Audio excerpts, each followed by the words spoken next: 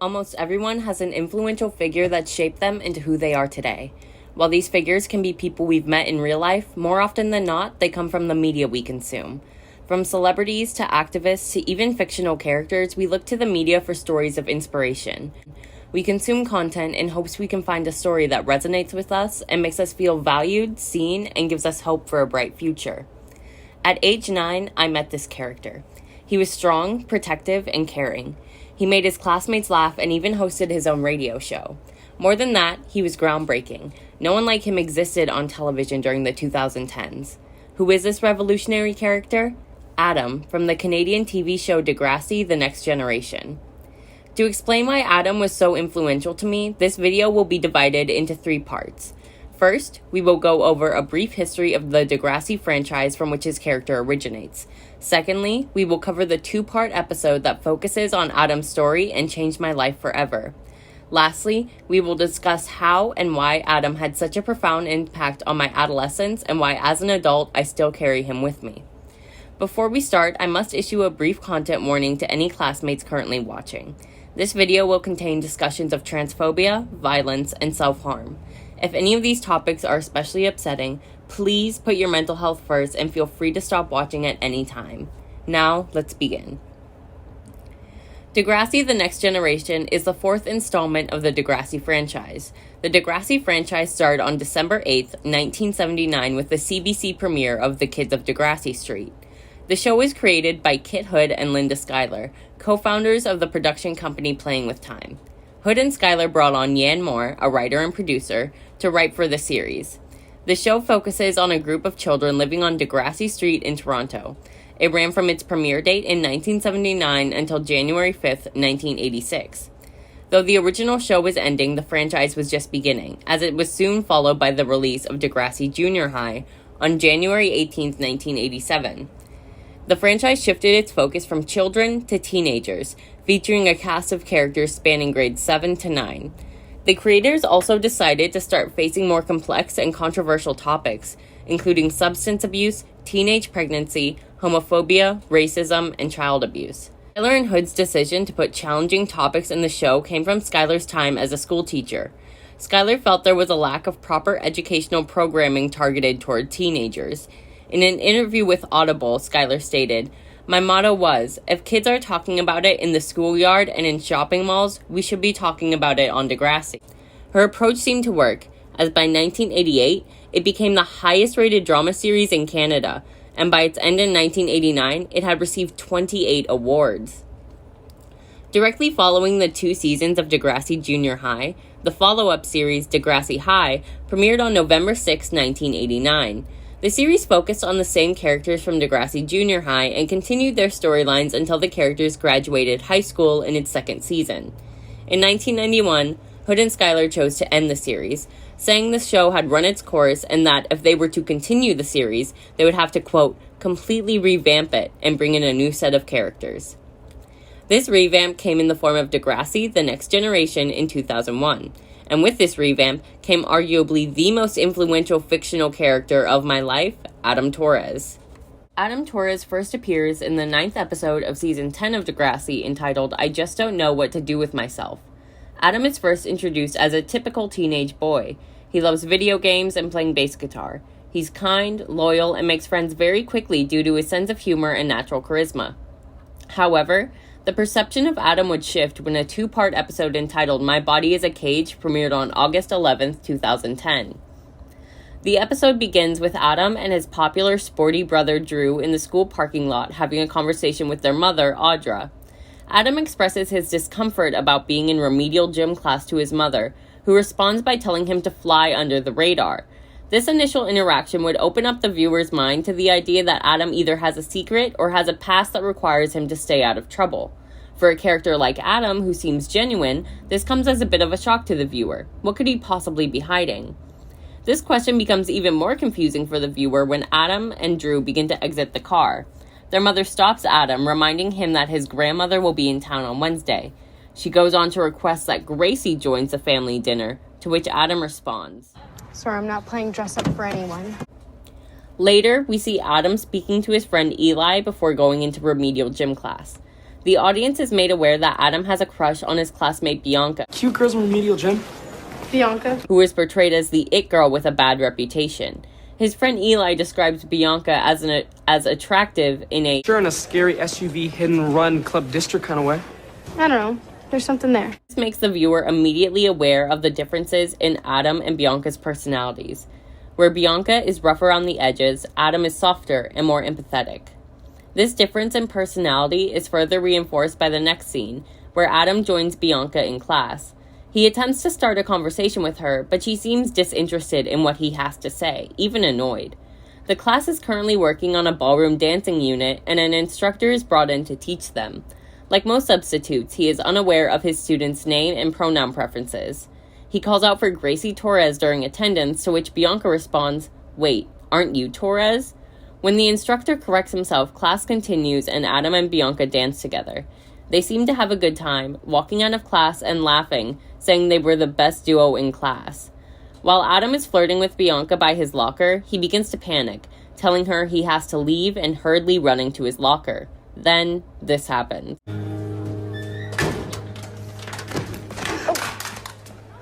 Sorry. Why do you have tampons? Hey, Adam, drop something? Claire, pick up your stuff. That's nasty.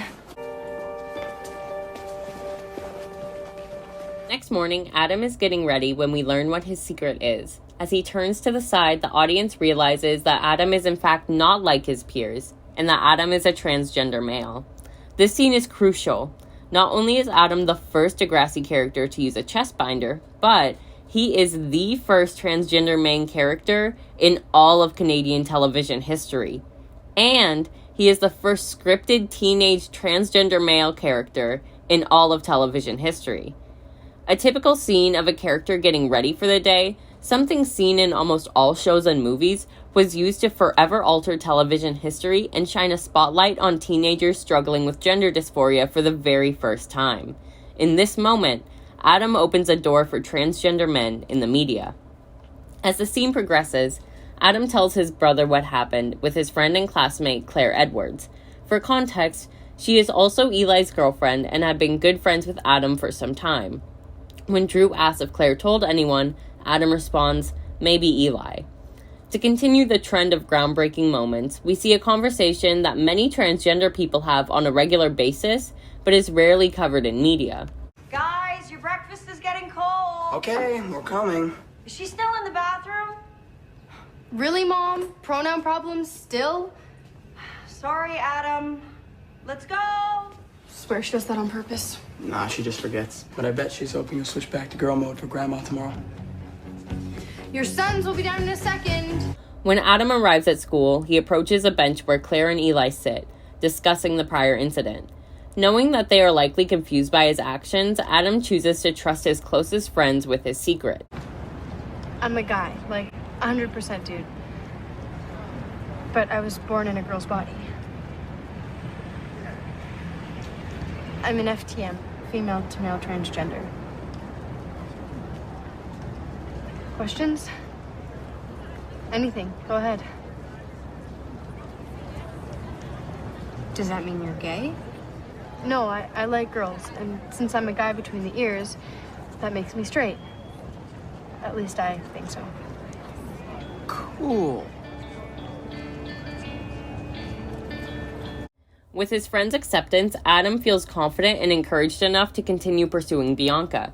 In the next scene, we see Adam walk to Bianca's locker and begin flirting with her. Initially, this flirtation is reciprocated until Bianca touches Adam's chest. Well, what's going on there? Nothing. Immediately, Bianca becomes hostile, violently exposing his identity to the entire school. What the hell? Are you a girl? I've seen you freaks on Oprah. This scene provides a clear and direct contrast to his friend's reaction. It lets the audience know that even though Adam is loved and supported by his family and friends, he is still in danger of facing transphobia and discrimination. This discrimination would be shown in the next scene. In this scene, Adam is attempting to use the men's washroom when two of Bianca's popular male friends follow him and begin to harass him. As it escalates, Adam is physically assaulted by being thrown out of the washroom and into a glass door. This incident, of course, outrages his mother, who had just told Adam to fly under the radar for the purpose of his safety. When she suggests transferring Adam to a different school, the principal informs her that Adam's assailants had been suspended and that he was making measures to ensure Adam's safety. These measures included forcing Adam to be accompanied by a teacher in between classes and forcing him to use the handicap restroom. This causes even more attention to be on Adam and humiliates him. When Adam arrives at remedial gym class, Bianca is gossiping about Adam being transgender. When he asks if she will still be his dance partner, she responds, I'm no lesbian. Neither am I. Look, you need a partner, I need a partner. You need therapy. Touch me again, and I'll kill you. Adam then tells the gym teacher he hurt his ankle so he won't have to dance. Later, Adam is shopping with his mother for clothes to wear during the family dinner with his grandmother. When Adam expresses that he wants to come out to his grandmother, Audra responds by telling him not to come and implying that he is causing problems. Then, we learn through Audra that Adam used to engage in self-harming behaviors before coming out and living his truth. This new information shows a good level of research on the writing team's part, considering that self-harm is a common issue among transgender youth. According to a study conducted by the Cincinnati Children's Hospital Medical Center, 42% of all transgender youth have a history of self-injury. Adam shuts down his mother's concern, claiming he has not injured himself in a long time. Then, we pan to the Torres family dinner, but Adam is absent. His grandmother asks where Gracie is, and Audra responds by lying about Adam's whereabouts. To everyone but his grandmother's surprise, Adam arrives at the dinner having completely feminized his appearance to be in line with his grandmother's expectations. At one point, Adam says he has an announcement, and his mother begs him again not to come out. Fearing his mother's reaction, Adam chooses not to come out. In the next scene, we learn that the pressure to go back to Gracie has affected Adam deeply. His arm is covered in burn marks, and he decides to go to school in women's clothing. You make one ugly girl. Is it Gracie or? Tranny? After class that day, Adam is caught burning his arm by Claire. When she questions him, Adam breaks down, saying, If I'm Gracie, everything's easier, right? For everyone. When I was her, I used to burn myself. It's how I let the anger out. Claire comforts Adam, telling him he doesn't have to be someone else for the sake of other people. This acceptance leads Adam to go back to expressing himself truthfully, and he goes to the Lost and Found with Claire to get a hoodie. In the next scene, we see Adam getting picked up from school by his mother. He confronts her, asking, When you look at me, do you see a boy or a girl? This conversation is another one that transgender people often have and is rarely depicted in the media. When Audra says, A girl. Adam begs her to let go of the image she has of him. I said bye to Gracie a long time ago, but you haven't. And that sucks. Can you look at me? I'm trying my best. I just don't know if I can say bye to my daughter. The only time I get to see her is when Grams comes in pictures. You made such a pretty girl. But I was never happy. I know. I just don't understand. You don't have to. Just accept. Accept what? That your life is gonna be hard? Mom, it's hardest when I'm Gracie. In a moment of catharsis, Adam says farewell to his old self for the last time. Surrounded by family and friends, they come together and symbolically burn Adam's girl clothes. When his mother hands him an image of his childhood self, he is reluctant to burn it, saying, Still me. This is a sentiment echoed by much of the trans community today. When you are transgender, you do not get to experience childhood the same way your peers do. You are often depressed, confused, or angry. And though this childhood version of you does not reflect your current life, you still carry that inner child with you every day. At the same time that Audra is mourning the loss of her daughter, Adam is mourning the loss of his childhood and the opportunity to grow up being seen as a boy. The episode ends, standing as a revolutionary and beautiful tribute to transgender men everywhere. This episode would later go on to receive an Emmy nomination for its groundbreaking content. Hi, I'm Devin, and that was the first part of my presentation on why Adam Torres had such a deep and profound impact on me. Now, this part is going to cover not the history of Degrassi, not the history of the episode that Adam had a really big impact in, but rather my personal history with Adam and why he's so important to me. This is a character that I really have a deep and profound connection with, and to script something about how I feel about him sort of feels disingenuous. I do have a couple bullet points here to keep me on track throughout, but first I want to go over the My Body is a Cage episodes, because these are really the impact that Adam had on me. I have a specific memory of me watching these episodes for the first time, and that's most of Adam's character that I carry with me today, is this specific memory. I was 9 years old. My sister loved the show Degrassi, and she put it on. And on the Nickelodeon channel, there were a lot of reruns that would go on and on for hours of different episodes of Degrassi.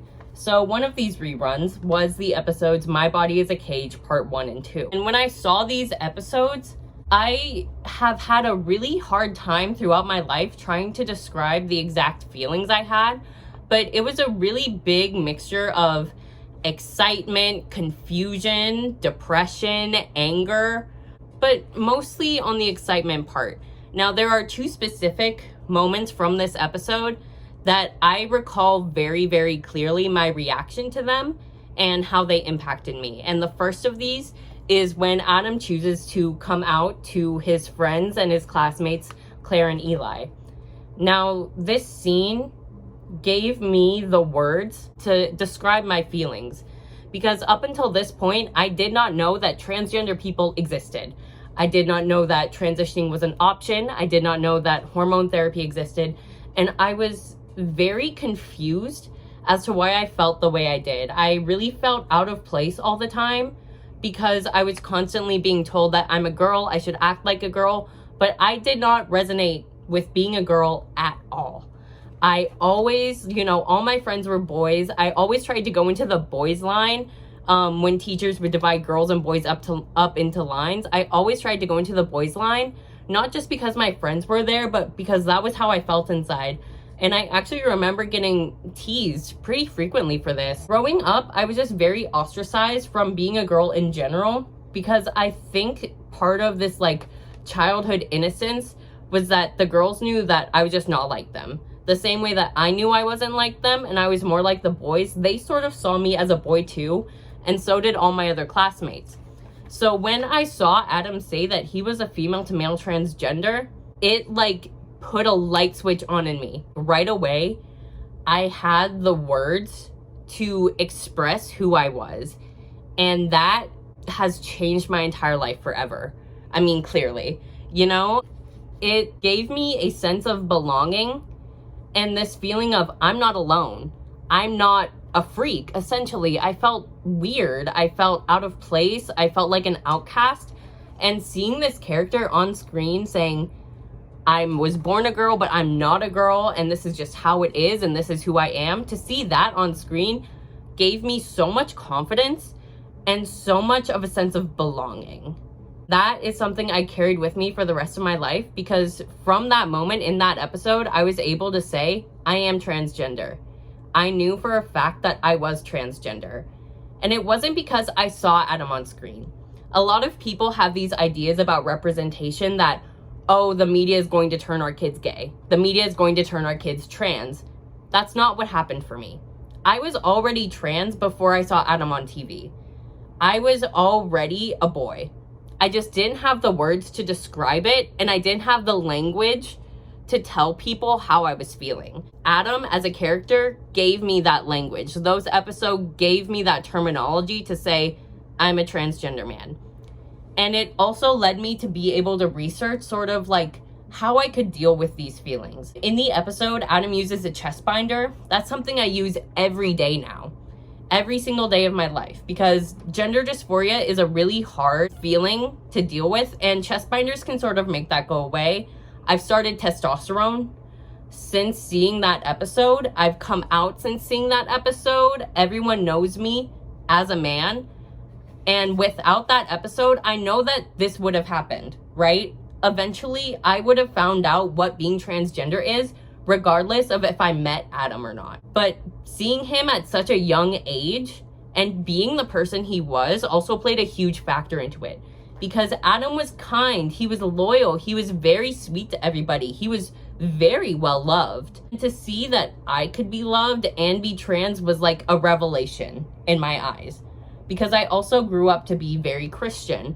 And there's nothing wrong with Christianity, but I came away from my experience with Christianity feeling like I was wrong for being who I am. To see someone who did experience a lot of discrimination but still was the person that they said they are, it really made me feel like I could come out. It really made me feel like there wasn't something wrong with me for being transgender. The second part of this episode that had a huge impact on me was the discrimination aspect, was when Adam gets thrown through the glass door by Bianca's friends.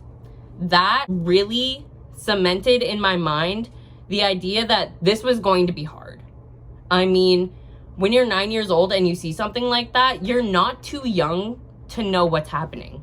I knew that Adam was getting bullied because he was trans and that he was getting assaulted because he was trans. And this is something that I would encounter later in life. Because I came out when I was 14, I experienced a lot of transphobia and discrimination in high school. Literally every single day, every single class period, someone had something to say to me. Every single day when I got off the bus, there was a group of kids who would push me to the front of the line and tease me because our bus drivers always had ladies first. And these people who were bullying me knew that I was trans.